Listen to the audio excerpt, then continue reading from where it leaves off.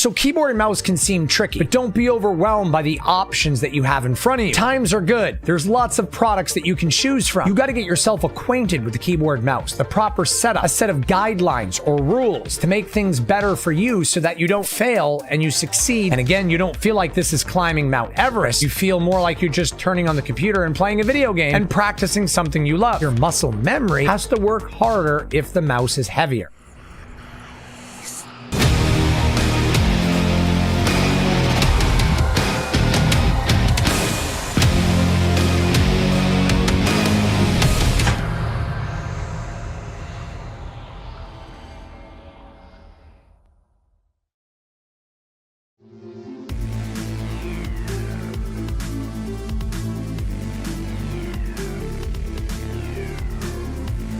The one thing I definitely recommend is do not get a clicky keyboard. They're just not that good for games. I highly suggest getting a tactile linear keyboard, the SteelSeries Apex Pro. It is the best keyboard I've ever used. I have the TKL, which is the 10 keyless. It doesn't have the number pad at the end of the keyboard, giving you a lot more room to game with your mouse. It's going to segue us right into our next point, which is you want to be an arm player, not a wrist player. Now, a lot of people are going to say everybody's different and they've got their own style of playing. However, high sensitivity is not the best way to go about this, especially if you're a beginner and you can learn the right way the first time around. There's a reason why pro players are playing on low sensitivity arm movement on keyboard and mouse, because you can control your shots and your recoil and your accuracy so much more. It makes a huge difference. I highly recommend a lightweight mouse. Don't get caught up in that a lightweight mouse doesn't matter and it's some type of trend, because it absolutely does matter. When you're doing things around the house or working your job, your brain is accustomed to how heavy your arms and hands are. The more weight you add to them, the more compensation your brain has to come up with when moving the mouse around. So when you're trying to get used to flick shots and only moving an inch and how much muscle it's going to take to move your arm, your muscle memory has to work harder if the mouse is heavier. I know this may sound crazy. The lighter the mouse, the easier it is for you to get used to this. So you might as well do it the right way the first time around and get a lightweight mouse. If you like this video, let me know in the comments below and I will make a buyer's guide to which keyboard and mouse is the absolute best. And we'll talk about the different brands and different models of each keyboard and mouse and show you guys which ones are the best. So this is how I have my keyboard and mouse set up. Typically, this is my center axis of my body, my head, and the monitor. This is dead center. And you want to leave yourself as much room as possible for the mouse. There are two ways to do this. One is a wrist player, another is an arm player. The real benefit to playing on keyboard and mouse is with your arm. Most of your professional players in any first-person shooter, keyboard and mouse, play with their arm on low sensitivity. For example, Tfue, Symphony, Huskers. These are just three examples. There's also one more, Tim the Tatman, that I can think of. So this is the center line right here. You want a TKL keyboard. I can't stress this enough. TKL means 10 keyless. There's no number keys over here. A regular full-size keyboard would come to here. So you bought yourself a whole bunch of extra room to bring the mouse over. And like I was saying to you guys, this is about center of where my mouse would be. I've got equal distance on right and left to move my mouse. There's a lot of room, but without getting into all the technical aspects of this, when you put your mouse in the center of your mouse pad, it doesn't matter where your mouse pad ends. So you want to set up your 180-degree turn with your mouse. The best way to do this is to set your mouse in the center, and I do recommend getting a really full-size mouse pad. This is a Gigantus. You want to do a 180-degree turn, meaning you're in Call of Duty, you're in Apex, whatever game you're playing, you're looking straight forward, and you do a 180-degree turn and look behind you, and you want your mouse to come to about here. It's going to be using about 80% of your room. Let's say you do a 180-degree turn, but you're back here. Sensitivity's too high. You do a 180-degree turn and you're over here. Sensitivity's too low. Go back to the center, work your way this way, and you want it to be right about here when you make your full turn. There's a couple of fundamentals that you need to understand about mouse. If you're turning around, you're not just holding the joystick. It's not doing it for you. If you want to continue to turn, you have to pace your arm speed and get used to moving your arm at a constant speed. When you run out of room, you got to pick it up, bring your mouse back over really fast, and keep moving like this.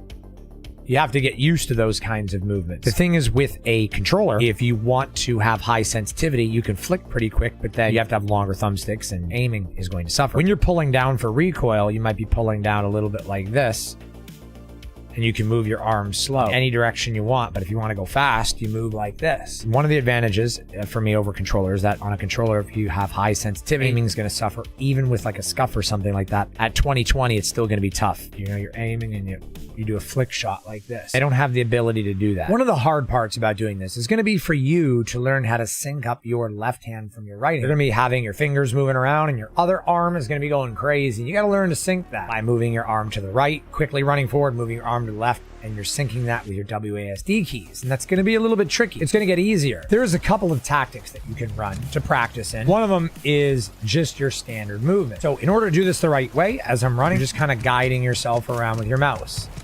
You're just going to hold forward and just keep turning and practice not running into any walls. You do not want to run into a wall, otherwise that means you fail.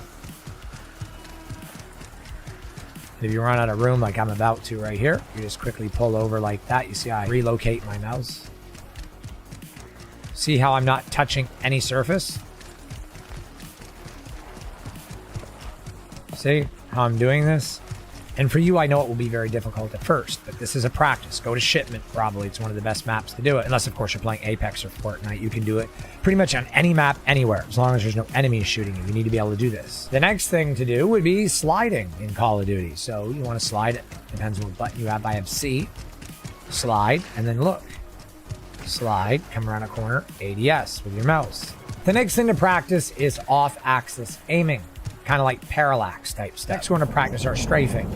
The basic one does not involve the mouse. You're just going to ADS, and you're going to go left to right. And you're going to practice this for a little while, too.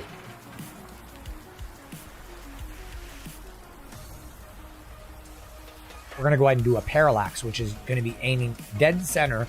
No matter how much we strafe, we're going to adjust the mouse to make sure we're shooting the same target. So we start in the middle. We go right, go left. You're moving your mouse just to the left and just to the right. Pay attention to my hands.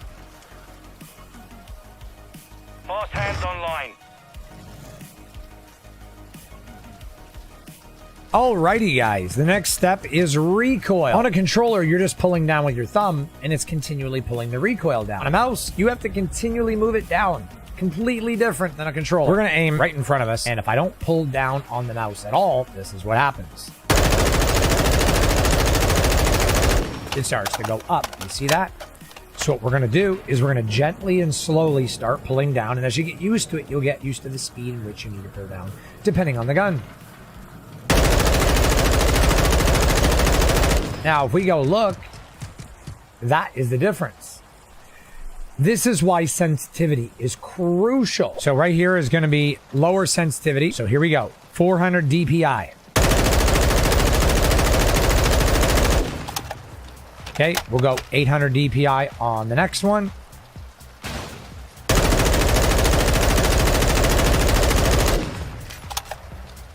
1600 on the next one.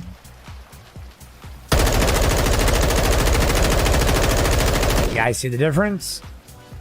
The more sensitivity, the less room you have for movement versus low sensitivity, more movement, less input. This way you got more forgiveness for your mind and your arm for muscle memory. That's the difference in accuracy right there. Next step is basic movement and sliding. Run forward, hit your C key or whatever your slide button is, and move your mouse to do a 180.